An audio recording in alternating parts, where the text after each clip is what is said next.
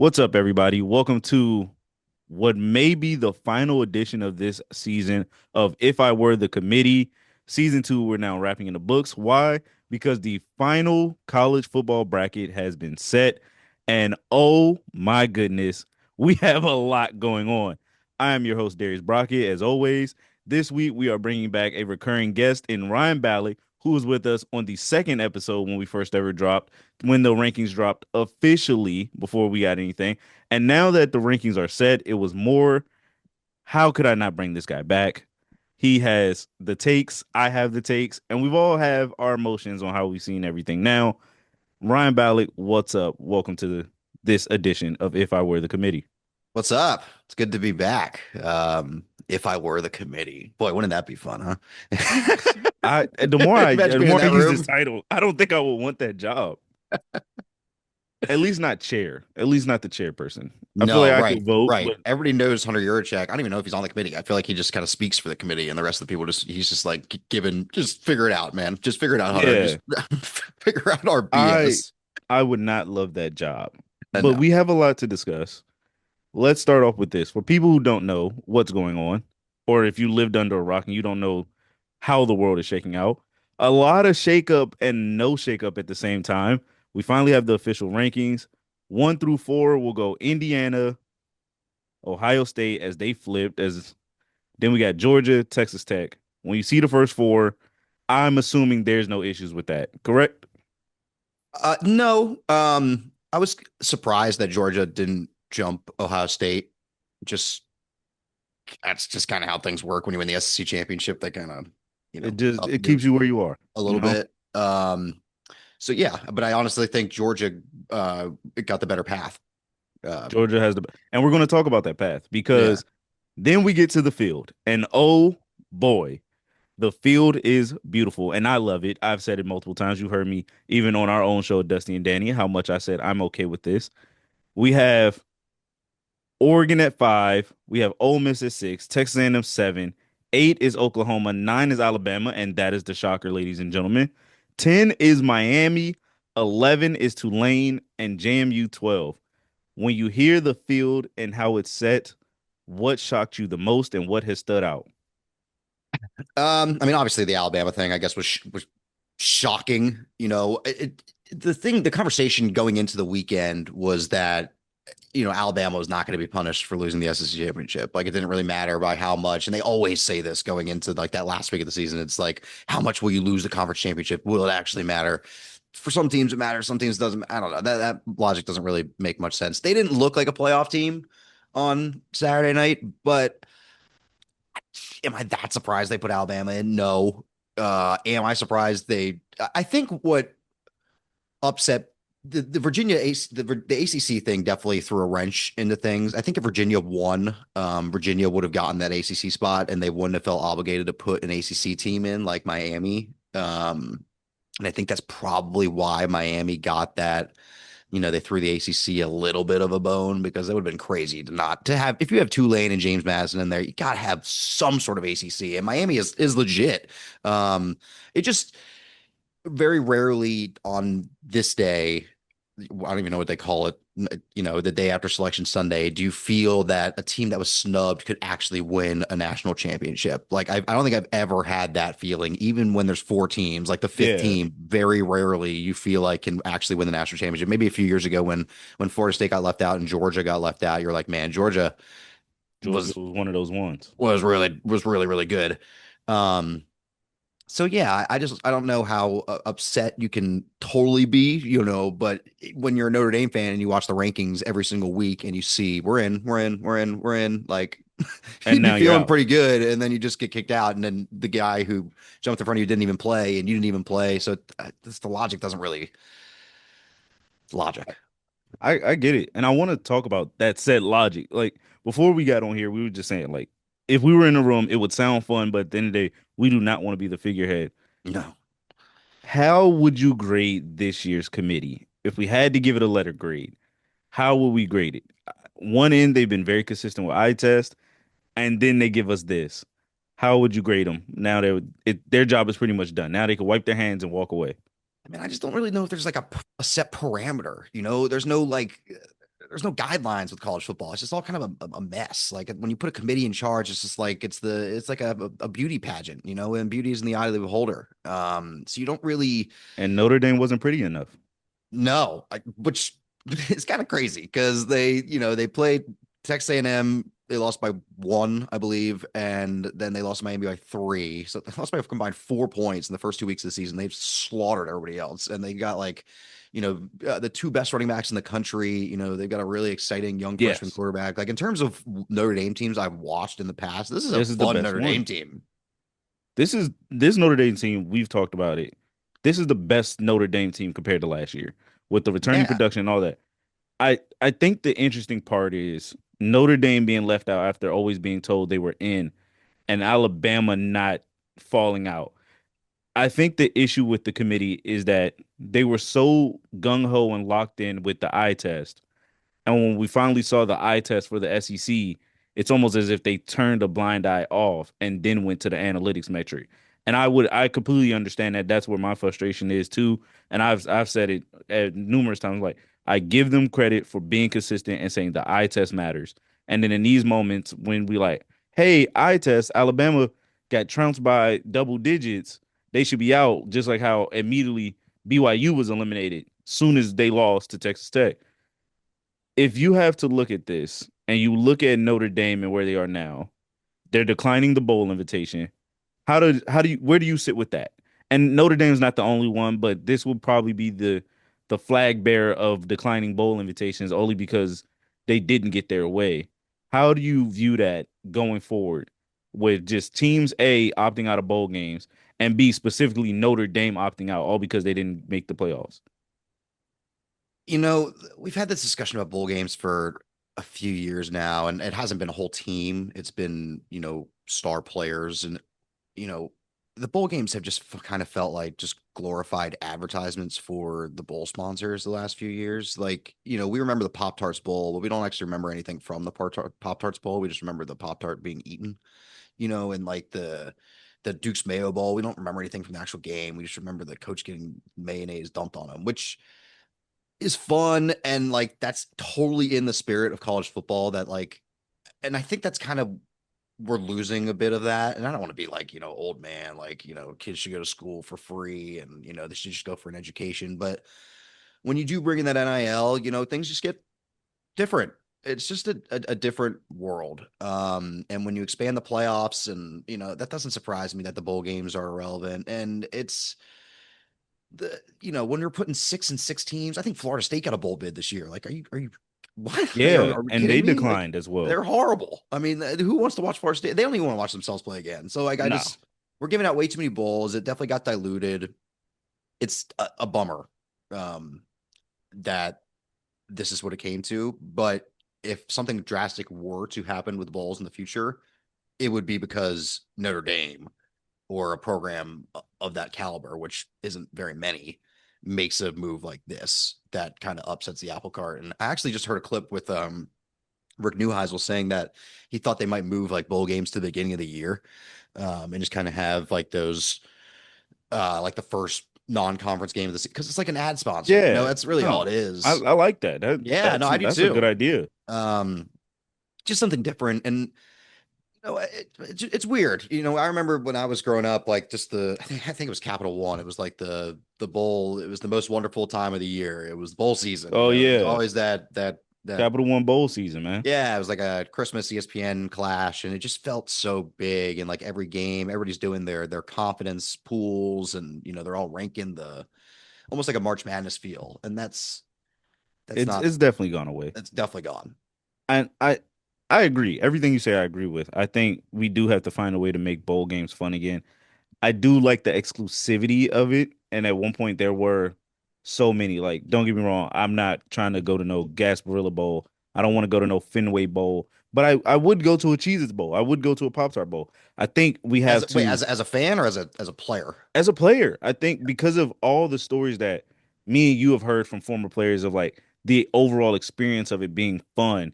And Oh, then the exhibition game of it all was just like, I get to beat this guy up, and we did get to see those non-conference power four matchups that we hold a lot of near and dear. We were like, Well, I wonder what it would be like if Oklahoma at the time when they were in the Big 12 were to take on a Ole Miss or Yeah. Oklahoma would take on Alabama. Like those are the things we get. The New And Year's Six games, yeah, they were fun. They were still fun. and now the playoffs, although be one of the best things I think that has happened in college football, it's kind of sucked the life out of if you don't make it. And I want to dive into that because Notre Dame's opt out, Baylor's opt out, Kansas State, Iowa State, so many teams opt out. Are we forgetting is business taking too much fun out of college football now because there's now a playoff or bust mentality for most of these coaches? Because Notre Dame doesn't get their way, their immediate response is, well, this is our protest, we're not going to play. Florida State a couple years ago in Georgia, they didn't get their way. However, they thought about it, but they all still chose to play in that. Is this where we are now in this new era of college football where now everything's just boom or bust, no matter what program you are, even though we know not every program is going to be a playoff team? I don't know about every program acting like that. I mean, the programs you just mentioned, what, Florida State, Georgia, and Notre Dame, like, these are monster brands, like not wanting to degrade themselves, I guess, like which is pretty silly. Their fans are going to show up for games. Like college football is such a monster, and it's like we who are in it, like, are so in the weeds about everything. But most Yeah, people just, when I go to a college football game, I kind of just I try to just take everything in, like the pageant. Like there's so much more that goes into just winning and losing the it's game, fun. and it's so much fun. Like the bands and like people go for the tailgates. Like people don't go just to go watch the game. As we make fun of people on Twitter and the fans who are just so crazy, but like it's such a monster, college football. And I think even if Notre Dame's playing in the Holiday Bowl or just some random bowl, like the fans are gonna People want to will show go up. out. Maybe the diehard fans are disappointed that of what's happening, but like 45 50% of your fan base is still going to be fired up to just watch them play on that first week of January or whatever. Exactly. It just sucks that we are going to be in a space where bowl games are either going to be eliminated or just rearranged. Well, and I think a big deal with that, like you talked about, money bringing that in, and when the top three, four, five players on your team are getting paid, those are the guys who are making all the NIL money, and those are the guys saying, "Well, I don't want to play, I don't want to hurt myself for the NFL." Like then it's like, oh my goodness, all five of my team leaders just quit right before the, our our Last game of playoff the game. season. Like, what the hell is that? I get teams being frustrated, and some of these coaches aren't even there. Like they just left. Yeah. It's they don't want to be Unless there. you're It's JMU and Tulane, your coaches will be there until you lose, and then they're going to the SEC. But yeah. woo. And, and I say that as a joke, but I do want to talk about that. We got two G5s teams in the playoffs. What are your initial thoughts? We all kind of know this is a ACC issue here, where Virginia, if you took care of business, but two representations for what I'll say the little guys. How did you feel, or what was your immediate reaction on that selection Sunday, and even now today, as we all have had to digest everything, to see two G5 teams in? I have a few thoughts. I mean, I can't say I'm like total. I mean, we knew this was coming. I mean, I think we had talked about it for the last couple of weeks that JMU probably was going to sneak up in there. They had been ranked, especially if Duke. We knew Duke was going to win that. I mean, We didn't once that know. It was once overtime, man. but once the scenario presented itself that the ACC could have total Oh, chaos, you just knew Duke was going to sneak into the ACC title game and they were going to somehow win the game.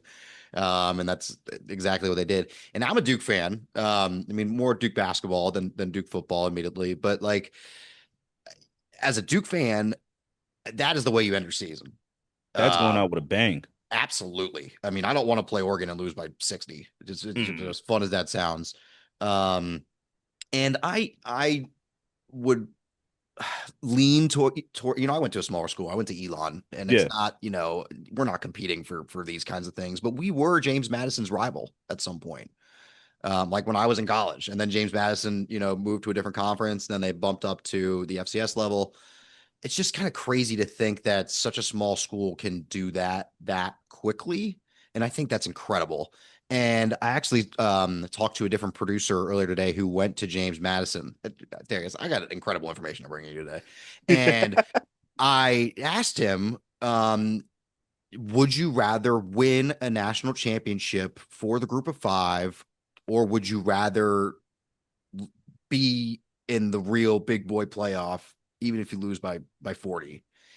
And he said he had never been more excited watching a James Madison, well, cheering for James Madison when Duke won the ACC championship. He was so excited that James Madison was going to get the chance to A be in lot the, of people were Dukies. and I didn't really think about that. Like, because, I grew up in Charlotte, North Carolina, where, I had a lot of friends who go to Appalachian State, and the same kind of thing. App State won a ton of those little national championships. And Yeah. I wonder how what the feel is, just in the town of Harrisburg, and if there's more excitement for a national championship or for this. And I was kind of shocked to hear my buddy say that he was more excited for the playoff than for winning the national championship. But this is it's awesome. It's a huge Yeah. deal. So I I get it. the little guy needs the representation. I'm also from a quote unquote small school. I went to a HBCU, went to Morgan State. It is a Division 1 FCS MEAC. And that's the closest they're going to get is a FCS playoff, but the team is not always going to be in that consideration unless they win their conference. Right. This I understand. Like it's almost the best way I can always compare it if you are a small school. It's like being a small market professional team and just watching your team have a miracle run of a season, knowing that you don't have the top 5 best NBA player of all time. It's not like every team has a LeBron James or Kyrie Irving Right.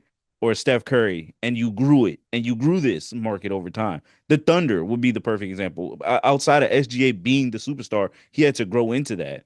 But like James Madison, Tulane, those are two schools that I think earned their way in. And I think the issue that I take with this from hearing people say no one wants to watch it, I was like, I think you're wrong. A lot of people want to watch it. And I always say the David and Goliath story is something that everyone wants to hear when they know who David is. These aren't Yeah. two schools that you know who David is. These are two schools that came out the weeds. Vanderbilt would be your Davids, like because they're in a Power Four. Duke is a David because they're in the ACC. Well, we have other versions of David, and we just ignore them.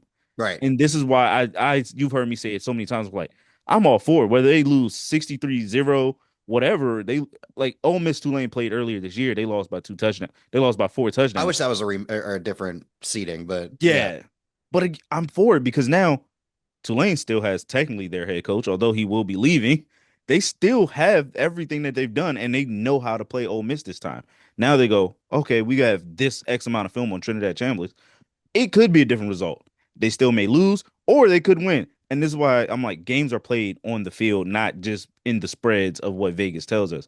So Imagine if Summerall took that Ole Miss job. I didn't even think about that till now. ooh, that would have been awkward. That I mean, would I don't have know if he been was even awkward. offered, but that's just. I know, but just the And spice of the storyline would have been like, yeah, I love hey, the are storylines you too. going to beat your current team and for your new? That would have been fun. Absolutely. How But about the Indiana? I mean, Signetti literally left James Madison to go coach Indiana and and got look at both what of them he's to built on playoffs. both of those. Like Crazy. this is why we love the little guy. This guy was These are the coaching my storylines. school for the record, and it Hey, look what he did. I could feel have like been you should be us. proud. You can say Could have been Elon. you are the base jump for what he's done. Great. As an Elon alum, you got to have pride in that. If it wasn't for Elon, where would he be? He would not be this guy. No. So I do want to touch on the Alabama Notre Dame Miami. How did you see that should have stacked up? Like, where do you think who should have been and who should have been out? Like we talked about a little bit earlier, but what did you think should have happened? I mean, I think it should have been Miami and Notre Dame getting in and Alabama getting left out. I just, we talked about the eye test and not punishing people for losing conference championship games, even though we punished BYU for losing the conference championship game. I thought it was so crazy that like just right after the Big 12 championship, they show the graphic of like the three Alabama, Miami, Without and any Notre Dame, hesitation. and BYU is like not even there. It's like, hello, like what Any happened like there? they didn't hesitate at all I either. mean, They it was just 9, 10, 11, 12, and they were just like, see ya. Like, you're BYU 11. summer. I don't care. They only lost to one team and the same team twice. Like, I don't, whatever. But But both showings were blowouts. I just don't like what drove me nuts about the Alabama argument is that everybody was saying, the reason Alabama's in is because of their great resume. And, they did have a hell of a month where they won, I think, 4 ranked games in a row. But Vandy, Missouri, and Tennessee were three of those. Vanderbilt is a good team. Missouri and Tennessee, whatever. And That they shows beat, not everybody needs to remain ranked. but yes, and the one they highlight the most obviously is that they beat Georgia in Athens. And like, so what does that tell you, right? So if you beat a team on the road, a really good team on the road, that you can compete with them, right? Like, as I mean, if Yes, if anything, you can compete with them. That was a few months, or I think it was in October. What we just saw on Saturday is was the most not the same current team. versions of these teams. They played on a neutral site, and they didn't even look like they were in the same And the kicker is role. that's what we always base this off of. We base this off of, like, we've always heard committee for years base this off of, if these two teams were to meet on a neutral site, how would it look? We, in theory, got our We saw it. answer Right. right before our eyes. Georgia wins, and it's not even close. I just don't know who is like, we said earlier that it felt like teams that were worthy of winning a national championship did not make the field. Like, who is picking Alabama to win the national championship? Nobody. Mm-mm. There are probably more people picking like Tulane and James Madison to win. Well, that's probably not true. But So it no, was definitely, it nobody's definitely picking helps Bama. They Texas look like they argument. look terrible. This was definitely one of those where, like, if you're Steve Sarkisian, you're pointing at the scoreboard like, this is the team that replaced me. If you're Right. Vanderbilt and Clark Lee, you're like, this is the team. I have a Heisman candidate in Diego Pavia here. And it's funny that like like everybody just when Texas was making their claim, everybody was like, stop. Like, come on. You lost three times. You got killed by Georgia and you lost to Florida. Alabama. That should be You done. lost Alabama, lost three times. You got killed by Georgia and you lost to Florida State. I mean, congrats, you have the same resume as Texas. Like, I don't, And the it should be crazy part, obvious. I think the resume part should have made it easier for Notre Dame to get in. I think Notre Dame was snubbed. I will sit there and say this from a Miami fan base perspective, as a person who works in sports perspective, as a college analyst perspective. Notre Dame should be in. You And thought here's Miami was done from the start. literally, you've heard Yeah. me. I was like, oh, Oh, we're yeah. done. As soon as we lost, I was like, we're at Uh, 18. I was like, Miami, you lost. And even then, I said if they didn't make it in, that's on them. I was like, if you made the conference championship, I've said for it numerous weeks, you've times. been saying that. I was like, Yes. be in. It's like if you do Yes. your job, you guys are fine.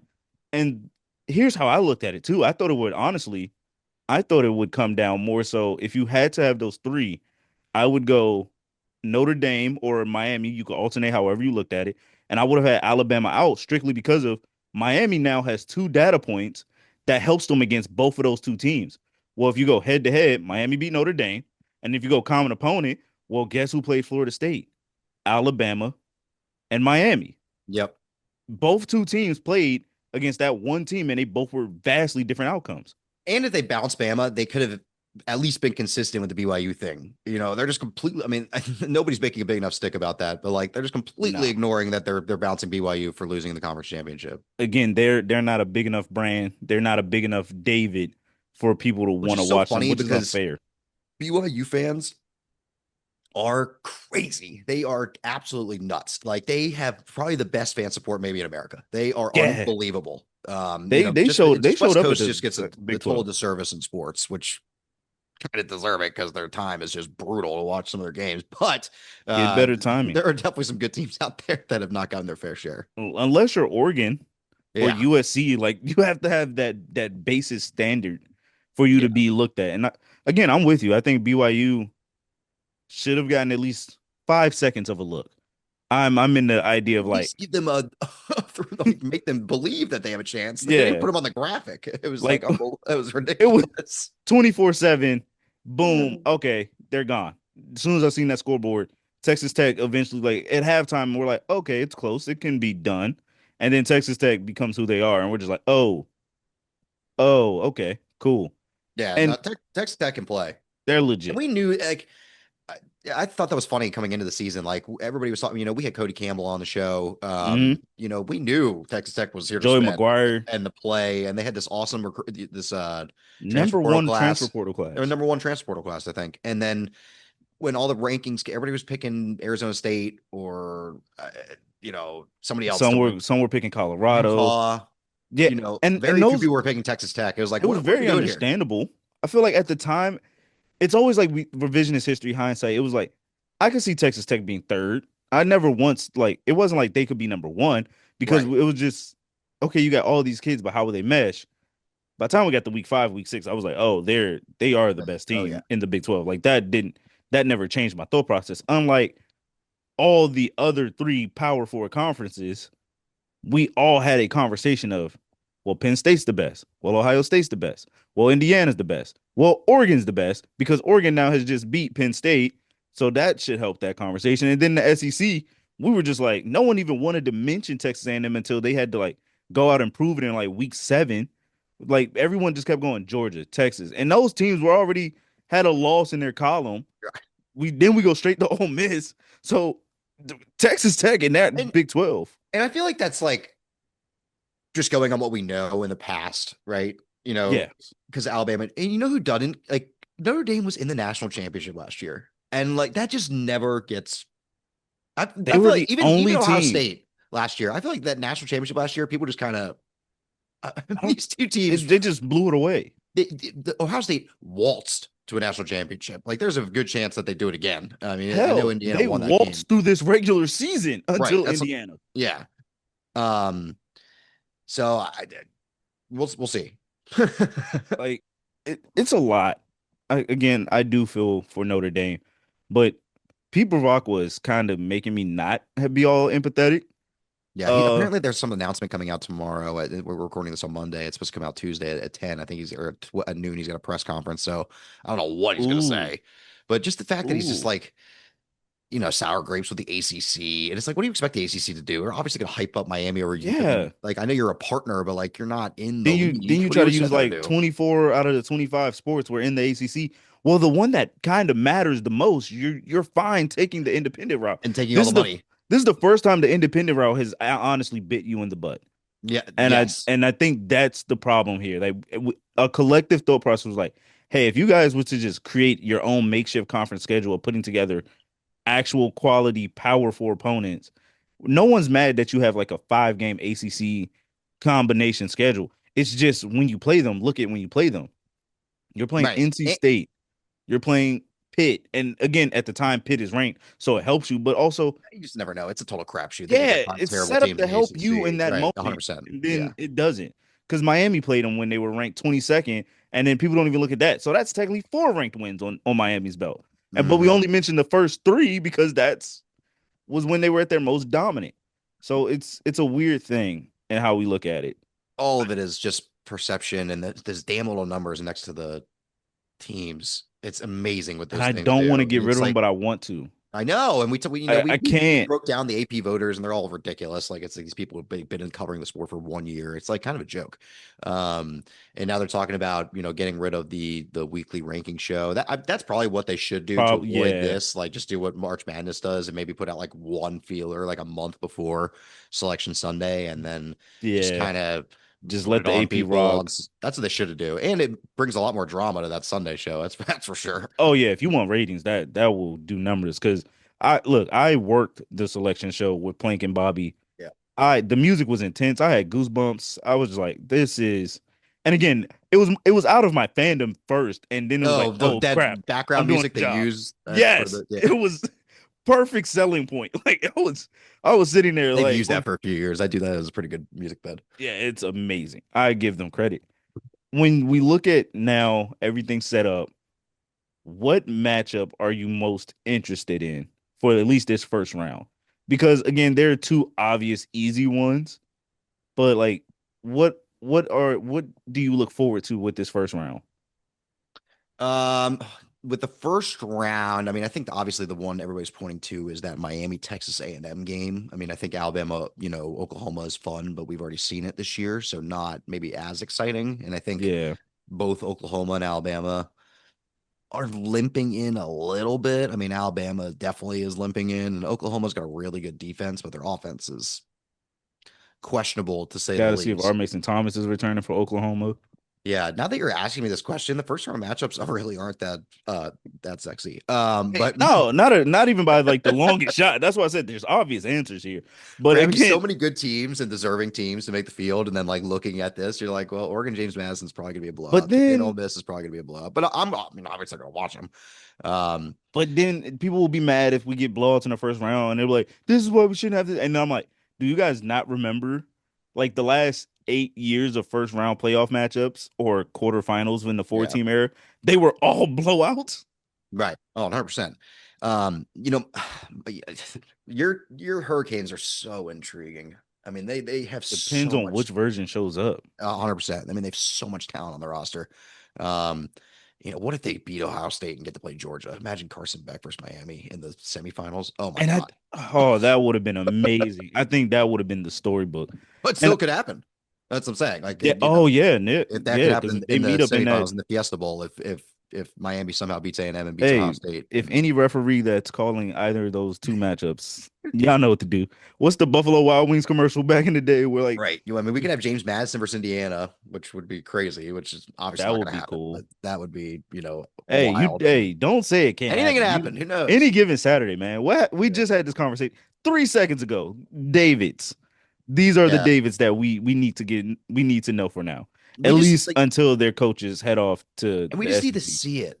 I've always said that when, like, once we Very expand the true. playoffs, that, we're going to get somebody's going to get upset. I mean, we see crazy upsets in college football all the time. Like, one of these little guys is going to do something crazy. And I had always said that. And now it just kind of doesn't look so great now that we don't have like an undefeated G5 But team. But why is that? Why is football the only sport we never want to see a Cinderella? Because March Madness, 68 teams, and like soon as like UMBC beats Virginia, we were like, oh my God. Soon as like Florida Gulf Coast with all the lobs they had that year, it was like, oh my God.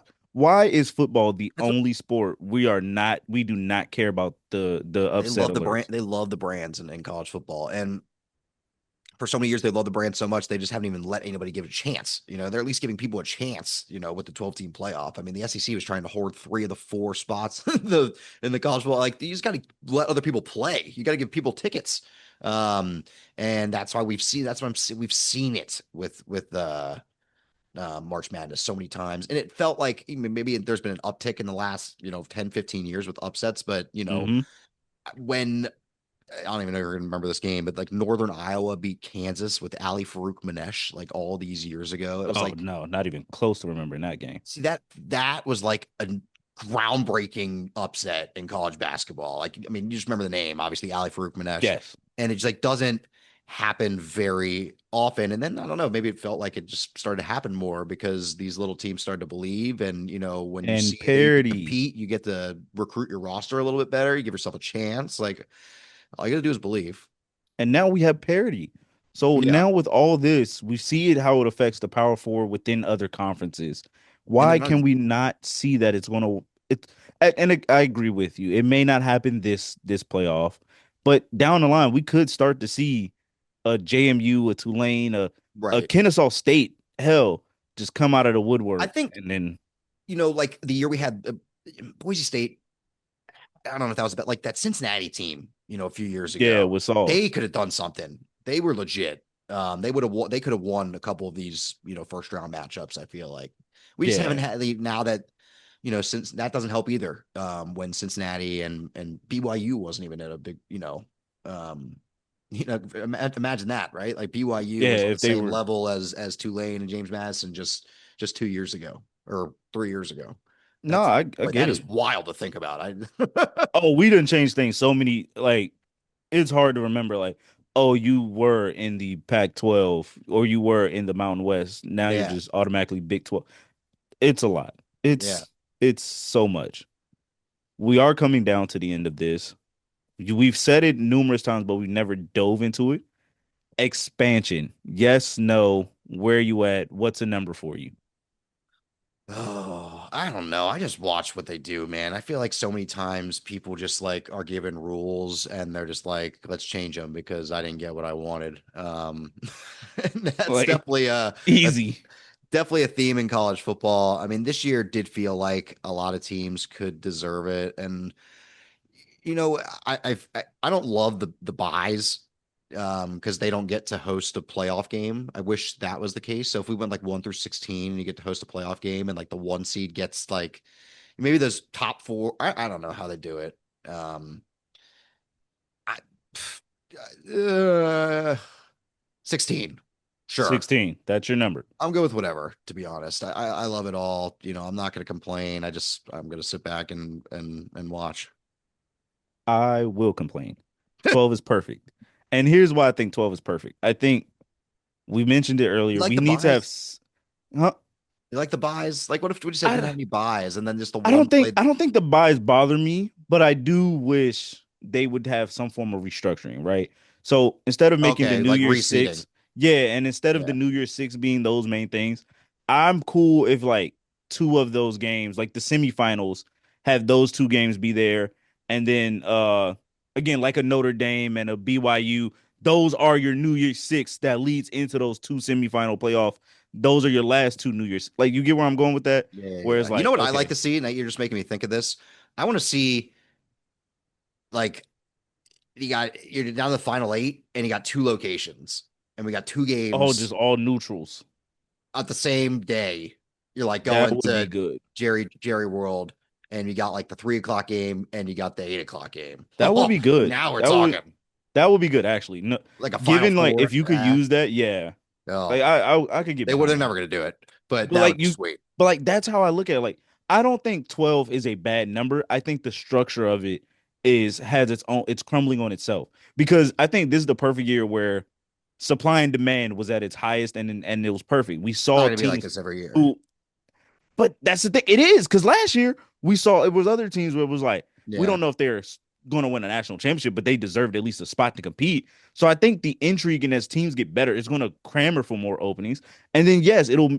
I like selectivity. I think the best teams slash deserving or however these group of people we call the committee does have it. But I They just do need to wish. pick a lane. Yes, Tell us. Just pick a tell lane us and what tell me. and What do you have a want? set guideline. Right. If you go strength of schedule matters, wins and losses, and how you lost matter, and then we'll get down to the nitty gritty of strength of conference and schedule records. That's fine because there's 11 and 0 G5 teams or there's 11 and 0 FCS teams somewhere that if we were just do records, we were like, oh, put them in this playoff right now.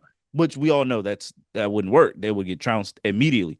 But Right. if we were to have a set guideline, I'm cool with that. Tell us what you want for these 12. So if you're 9-3, you could be there, I like but the you the ranking requirement yeah, we've that discussed. I thought that was that's cool too. I would love and not just for G5. I think ranking requirement for everybody. I'm yeah. sorry. Oh yeah. We can't Everybody. just you have to be in the top 20 to qualify when it's said and done. If you are a G5 and you're within the top 20, you can automatically claim it at large. One of them, you'll have your highest five conference champions. That's how we got here in the first place. But I think the structure of it is broken. But I do like the exclusivity of it all because not everybody's going to win. And again, there's 134 teams. That doesn't mean 134 of them are all national championship ready contenders. Again, you got 16 that are show they are worth playing for those spots, but only 12 can get in. I think that's when it's like, okay, I love this because now those cutoff lines are going to I be like by the the slimmest of selectivity. margins. I'm yeah. I don't hate that either. I Like feel that that way, slim and margin. yeah, 16, that, I feel like the next time we expand, because again, most likely it's going to happen whether I like it or not. That's going to happen. It's a business at the end of the day. It's a cash entity.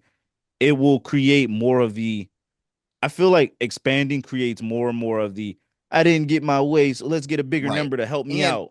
it's like to expand the 12 made sense because like the four is that's really tough to be so That's selective. Like really they tight. could have done like six maybe, but like usually outside of the top six, there's not a ton of legitimate national championship I contenders. agree. But this year was a little unique Like because even as we look at this 12, yeah, they're but I outside think of 12 is JMU and good for Tulane. selectivity. Almost every last one of these teams you could see holding up that trophy at the end, and maybe Alabama, unless they just magically fix something. But like all these teams, you could see what at the end of the year, if they held the trophy, you be like, all right, that makes sense. And like you talk about like teams like like Notre Dame being a throne like a bone thrown for them, like the schools that did what they were supposed to do like are here. Like we knew Oregon was going to probably be there. We knew Ohio State was probably going to be there. We knew you know Georgia, and like these teams, they Yeah, they went out earned and it. every year, like 12 teams, 4 teams, doesn't matter. Like they're just gonna go out and play their schedule, and they're gonna be good And enough to you rarely hear them complain. no, Like I think right. that's the good thing about, and again, it could be culture of the programs and how they go about things. Like Kirby and Dan Lanning cut from the same cloth. You don't ever hear them complain. They're like, we're gonna go out there, we're gonna punch you in the face, we're gonna play defense, and if we win, cool. If we lose, that's on me, that's on us. Even Yeah. Clark Lee has started to change the narrative of Vanderbilt, where we heard him earlier, where he's like, well, that's on us, that's on me. Mhm. We should have won our games. I appreciate that from him. Like I like that. Even Ole Miss at the time with Lane Kiffin, while he was there, it was just like, whatever we do, that's on us. And I know it's not the same sentiment, but I get that. You have to play what's in front of you. Don't run away from the grind. And that's how I look at it. The selectivity shows all these teams earned it. Notre Dame, unfortunately, the two teams that are made the playoffs beat you. I Yeah. think that's kind of okay. When you look at, if you were to be at least one of those two teams, you would be in that spot. Yeah, and everybody Because said at the beginning of the years, like they lost two, they're out, unless they get a miracle, and they didn't get a miracle, no. and they needed And Alabama to be the team to, and you like couldn't good help luck. that. Yeah, So it is what it is. I think you're for expansion whenever it comes.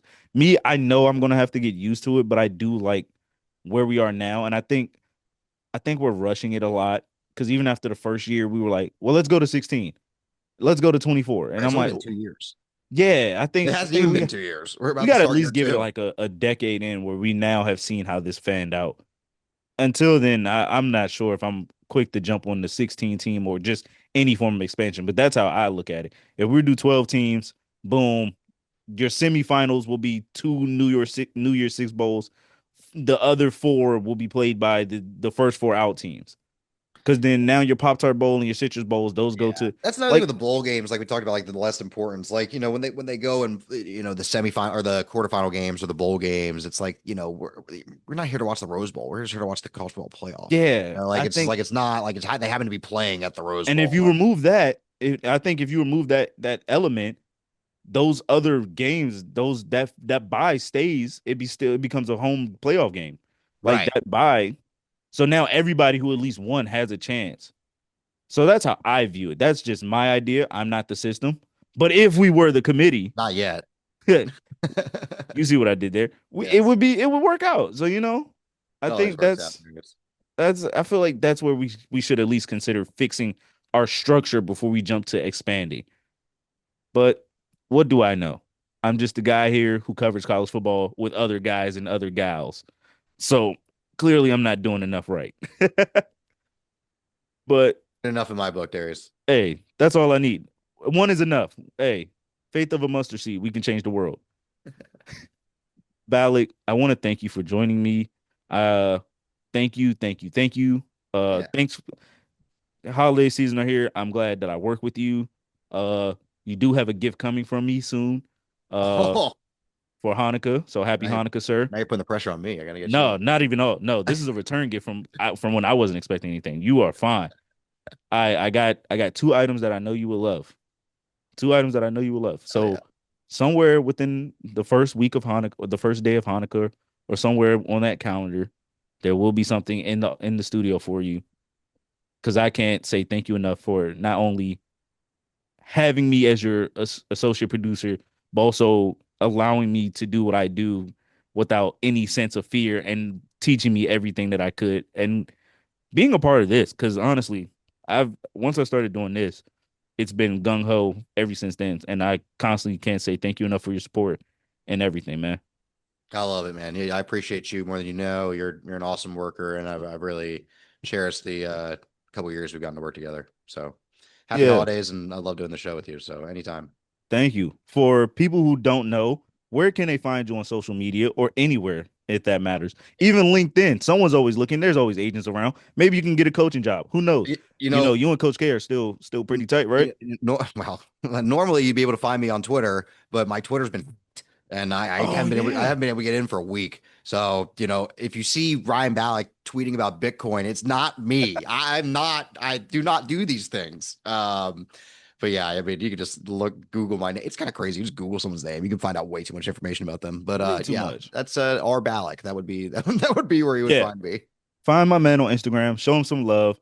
Uh, leave a like, leave a follow. Again, I want to thank everyone for joining us on this season-ending episode of If I Were the Committee. Now that this is over, I'll probably dive more into the rankings and the matchups themselves.